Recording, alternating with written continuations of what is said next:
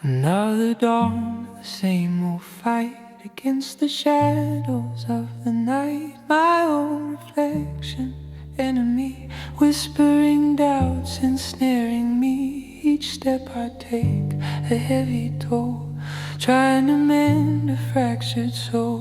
The world outside, it doesn't see the silent war inside of me. Oh, the silent battle rages on until the breaking of the dawn. I push and pull, I try to mend this war within that knows no end. My heart a drum, steady beat through bitter loss and sweet defeat.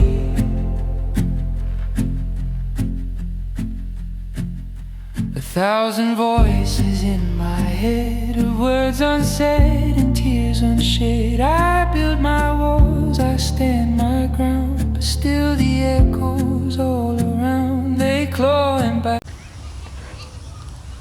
আমি SRK আপনাদের সামনে আবার উপস্থিত হয়েছি। আবার আজকের বিষয় movie. আবার আজকের মুভির নাম এ রেগুলার উমেন 2019। এটি পরিচালনা করেছেন শেরি হোরম্যান। তিনি একজন জার্মান পরিচালক। এই মুভিটির বিষয়বস্তু হচ্ছে অনার কিলিং। আসলে অনার কিলিং বিষয়টি কী? অনার কিলিং হচ্ছে সম্মান রক্ষা হত্যাকাণ্ড। এটি পাকিস্তান, টার্কিতে মানে তুরস্কে প্রচলিত রয়েছে।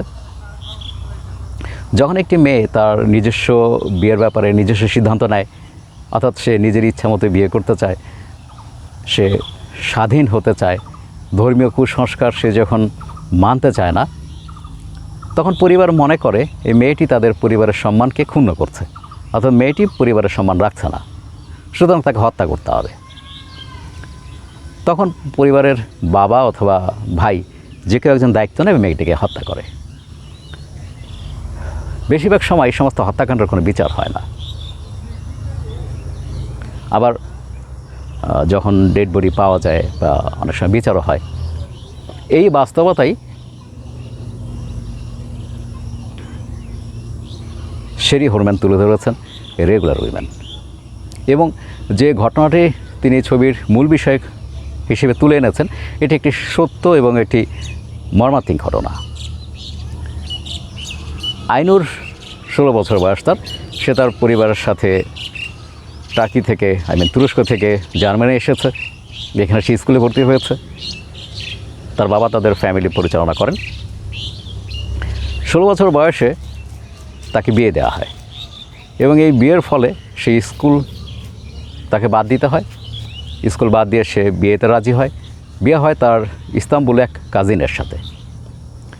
তো বিয়ের কয়েক মাস পরেই আইনুর ফিরে আসে।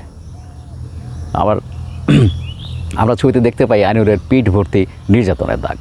সে বলে যে তার হাজব্যান্ড তাকে নির্যাতন করছে, তো সেখানে তার পক্ষে থাকা সম্ভব না। এর মধ্যে সে আবার গর্ভবতী হয়েছে। She has become pregnant. তার পরিবার তাকে বোঝাতে চেষ্টা করে, যাই হোক হাজব্যান্ড তোমাকে ফিরে যেতে হবে, কিন্তু আইনুর এটা মেনে নিতে রাজি না। সে তার শিক্ষা জীবন শেষ করতে চায়, সে নিজের পায়ে দাঁড়াতে চায় এবং এক পর্যায়ে সে পরিবার থেকে আলাদা হয়ে যায়।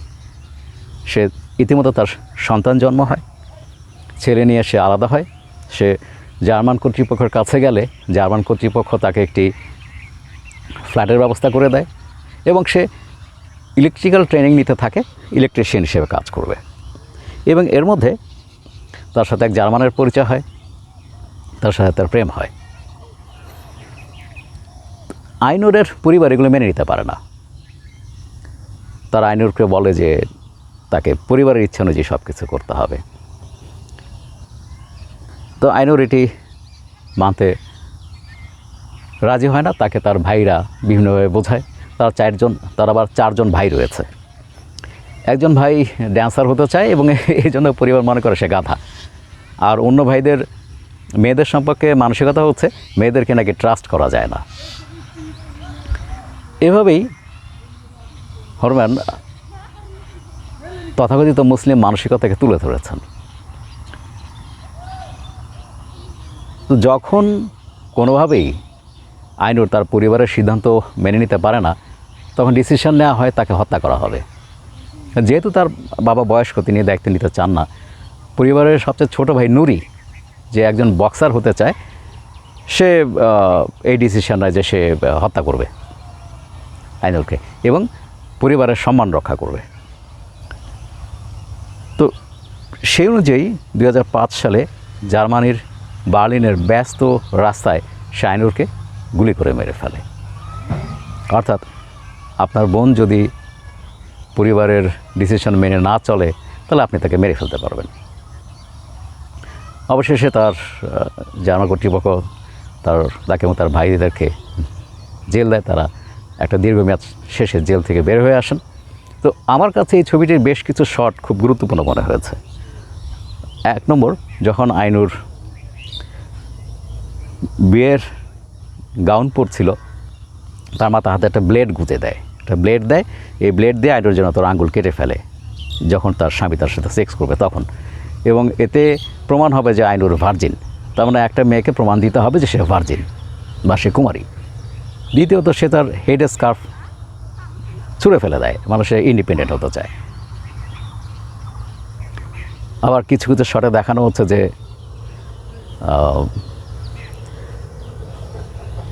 বিভিন্নভাবে সাধারণ মানুষ প্রভাবিত হয় এবং তারা যে এই অন্যায় যে ডিসিশন নেয় সেটাই তাদের কাছে ন্যায্য মনে হয়।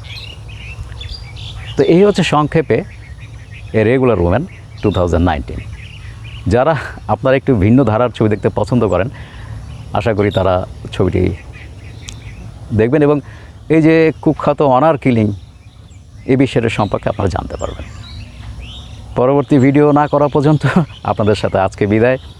আশা করছি পরবর্তীতে দেখা হবে। তার আগে পর্যন্ত ভালো থাকবেন, সুস্থ থাকবেন। ধন্যবাদ।